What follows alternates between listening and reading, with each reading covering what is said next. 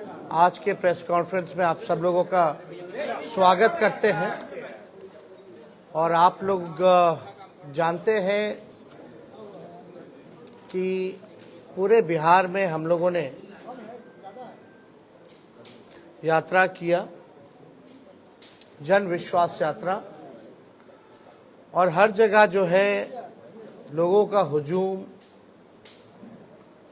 जगह जगह भर रास्ते, चाहे दिन हो, रात हो, सुबह हो, शाम हो, लोगों का आशीर्वाद, प्यार और विश्वास और ताकत लोगों ने दिया। इसके लिए हम सभी बिहार की जनता को धन्यवाद देते हैं आप लोगों के माध्यम से। और मात्र 10 दिनों के अंदर, यानी आप समझिए कि पिछले माह के 22 तारीख को ही हम लोगों ने ये तय किया था कि रैली हम लोग करेंगे, और 3 तारीख को रैली की गई। यानी केवल 10 दिनों के अंदर जन विश्वास महारैली हम लोगों ने किया। और रैली के दिन खराब मौसम के बावजूद भी लाखों लाख के तादाद में लोग जुटे। एक ऐतिहासिक और एक सफल रैली का आयोजन किया गया।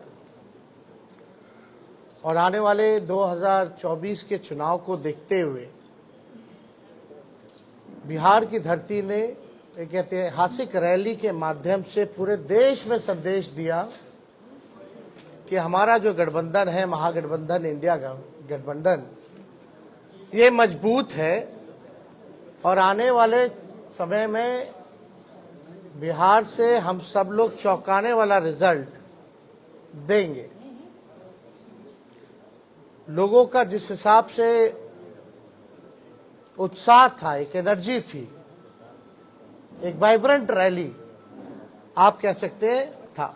बारिश हो रहा था लेकिन सुबह से लोग डटे हुए थे। शाम में 4 बजे रैली खत्म हुई। कोई जो है मैदान से हिला नहीं। जितना मैदान में लोग थे उससे ज्यादा सड़क पे लोग थे। तो एक ऐतिहासिक रैली हुआ। उन तमाम जनता को हम धन्यवाद देते हैं, सभी महागठबंधन के पार्टियों को, उनके नेताओं को, कार्यकर्ताओं को भी हम धन्यवाद देना चाहते हैं इस सफलता के लिए। और आने वाला जो चुनाव होगा, साफ तौर पे जो हम लोगों ने लकीर खींची है, हम लोगों ने जिस हिसाब से 5 लाख नौकरियां, बहालियां निकाली हैं, नियुक्ति पत्र लाखों में बांटने का काम किया मात्र 17 महीनों में, आरक्षण की सीमा बढ़ाई गई, नियोजित शिक्षकों को राजकीय कर्मी का दर्जा देने का निर्णय हम लोगों ने कैबिनेट से लिया। स्वयं सहायता समूह, चाहे जीविका दीदी हो, आंगनबाड़ी महिला हो, तालमी मरकज हो, विकास मित्र हो, टोला सेवक हो, आशा दीदी हो, ममता दी हो, सभी लोगों के मानदेय को बढ़ाने का निर्णय इन 17 महीनों में हम लोगों ने किया। इसके साथ साथ स्पोर्ट्स पॉलिसी के साथ साथ, आईटी पॉलिसी के साथ साथ टूरिज्म पॉलिसी भी इस 17 महीने में हम लोगों ने लाया। जो खिलाड़ी स्पोर्ट्स पॉलिसी के तहत हम लोगों का था कि भाई जो खिलाड़ी मेडल लाएंगे, बिहार का, देश का नाम रोशन करेंगे, उनको भी हम लोगों ने नौकरियां दी। और हाईएस्ट लेवल है उस नियमावली में डीएसपी के लेवल तक का नौकरी जो है लोगों को मिलेगा जैसा वो मेडल लाएंगे। तो खेल के साथ साथ जो पढ़ने वाले लोग हैं, हम लोगों ने नौकरियां देने का काम किया। हम लोगों ने 17 महीने में लोगों के हाथ में कलम दिया। और वहीं बीजेपी के लोग केवल नफरत बांटने का काम कर रहे हैं, तलवार बांटने का काम कर रहे हैं। अभी भी बड़ा सवाल उठता है कि भाई कैबिनेट का विस्तार क्यों नहीं हो रहा, आखिर क्या वजह है। इतने महीने 1.5 महीना होने जा रहा है और अब तक जो है विस्तार नहीं हुआ, ना ही कोई होने की कोई सूचना किसी को है।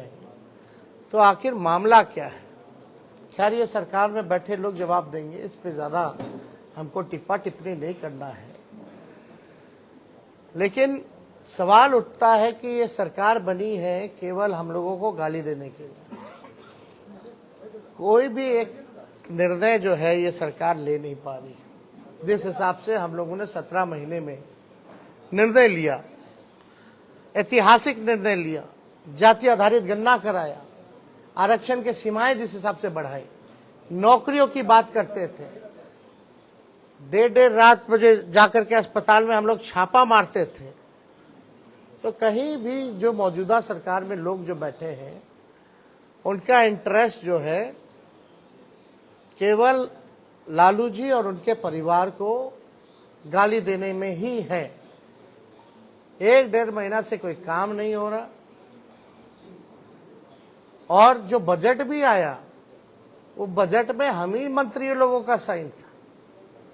जो केवल भाजपा के वित्त मंत्री जो हैं वो पढ़े हैं, वो हम ही लोगों का काम का गुणगान जो है वो लोग कर रहे थे। ये बजट में देखे तो कैबिनेट में सबसे ज्यादा मंत्री राष्ट्रीय जनता दल के कोटे के थे, कांग्रेस के थे,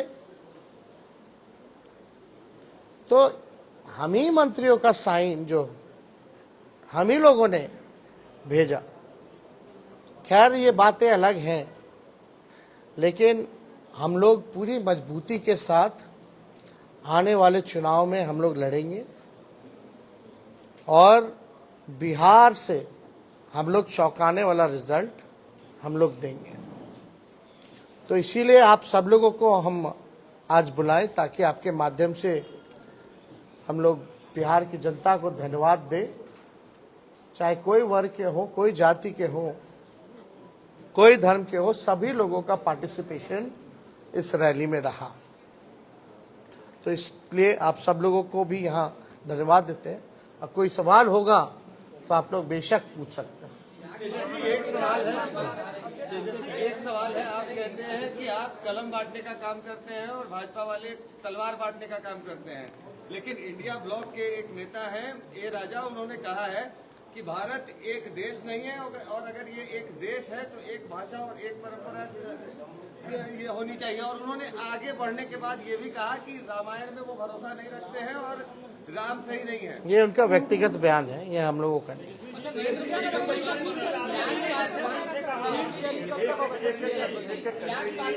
हमारा सीट शेयरिंग एनडीए से पहले हो जाएगा, अंतिम चरण में चिंता नहीं है।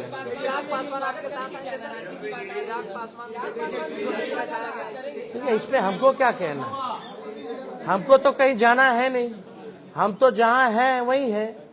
जिनको आना होगा वो ना बताएंगे, वो तब की बात है, तब की बात। ब्रिजभूषण शरण सिंह ने कहा है कि मैं मोदी का परिवार हूं। ब्रिजभूषण शरण सिंह जितने महिलाओं का शोषण का आरोप है, उन्होंने भी कहा कि मैं भी मोदी का परिवार हूं।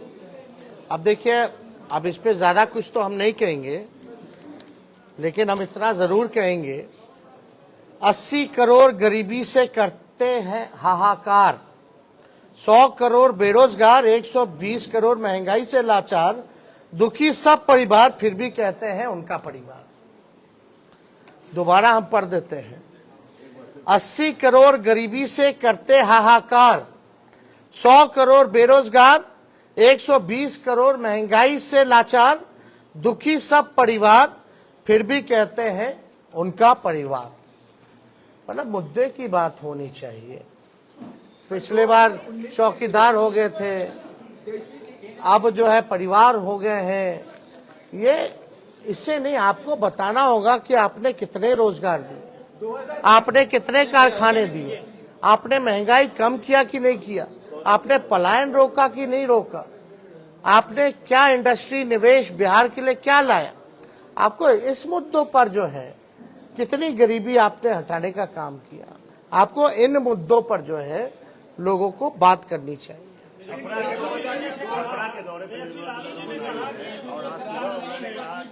लालू जी ने जो बयान दिया था परिवार को लेकर के, मोदी पर जो सवाल खड़ा किया था, ये ओछा बयान है, इस तरह के बयान उनको नहीं देने चाहिए। इसमें तो सारा बात आ ही गया है, इसमें क्या कहना। कुछ इससे कोई फर्क नहीं पड़ता हूँ क्या कहना। शहरी के मंच पे रोहिणी आचार्य भी दिखी। क्या आने वाले लोकसभा चुनाव में वो भी उनको भी टिकट मिलेगा? सब बात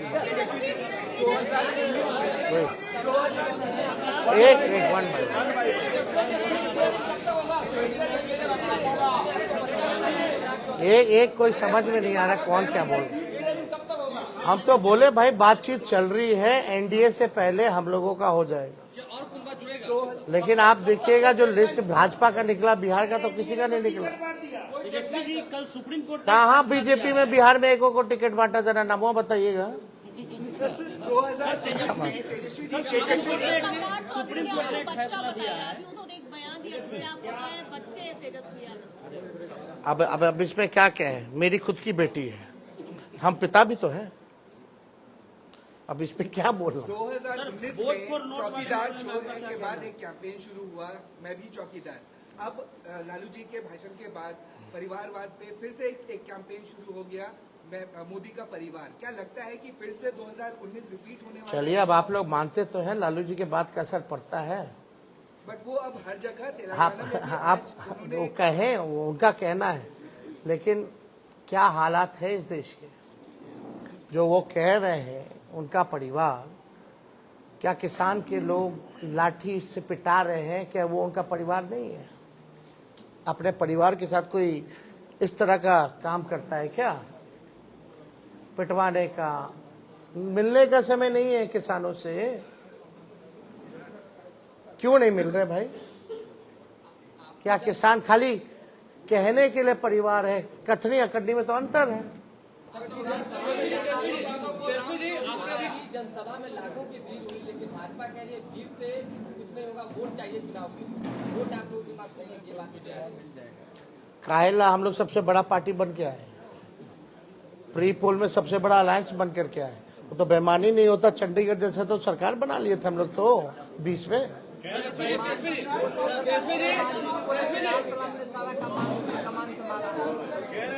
सब लोगों का योगदान है, और जो लोग कुछ भी कहते हैं वो अपना भी करके देख लें। सुप्रीम कोर्ट ने कहा, अब लास्ट क्वेश्चन आखिरी, वोट फॉर नोट का मामला सुप्रीम कोर्ट ने कहा है कि आज जो 4 विधायक हैं उस पर कार्रवाई होगी, क्योंकि सुप्रीम कोर्ट ने कहा कि वोट फॉर नोट के मामले में पार्टी कार्रवाई कर सकती है। नहीं, इसमें हम लोगों ने लिखित में हमारे सचेतक ने और हमने खुद भी स्पीकर महोदय को हमने लिख करके दिया है, तो निर्णय, क्योंकि कानून तो है और इसमें एविडेंस भी है, और एविडेंस आप सब लोगों ने देखा ही था, कोई भी उधर का इधर आके नहीं बैठा, जो कुछ लोग थे इधर के ही उधर जाकर के बैठे हैं, ये तो सबसे बड़ा एविडेंस है।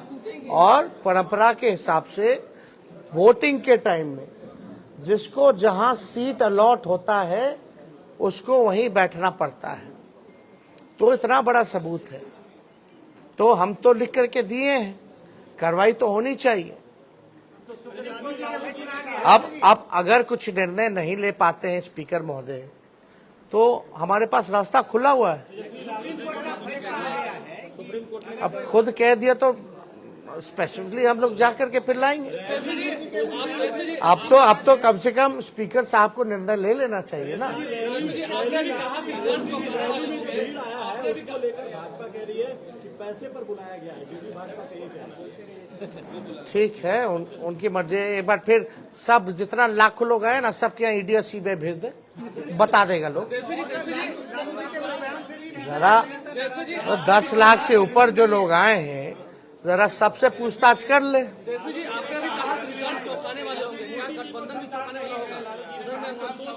अभी आप हिंदू नहीं है, लालू जी नहीं है कहा, तो उस पर भी नाराज है बीजेपी के नेता। आपको एक बात समझना पड़ेगा। हाँ, पूछिए। जैसे लालू जी ने बयान दिया, हिंदू नहीं है, उनको संतान नहीं। एक बीजेपी में कैंपेन शुरू हुआ कि मैं मोदी परिवार, फिर हिंदू है कि नहीं, उसको लेकर के उन्होंने कुछ वीडियो जारी किया, कहाँ कहाँ उन्होंने पूजा और राम मंदिर।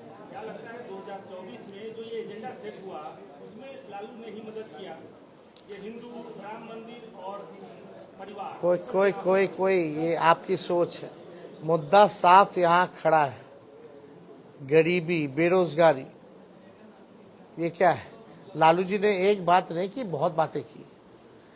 लेकिन एक बात तो सही है कि अभी तक सही से जवाब कहाँ कोई दे पा रहा है। इस पे हम ज्यादा टिप्पा टिप्पणी नहीं करना चाहते हैं। हम लोग भी सब परंपरा को मानने वाले लोग हैं, हम लोग भी हिंदू हैं, हम लोग भी पूजा पाठ करते हैं, हमारे घर में भी मंदिर है, सुबह शाम वहाँ आरती होती है।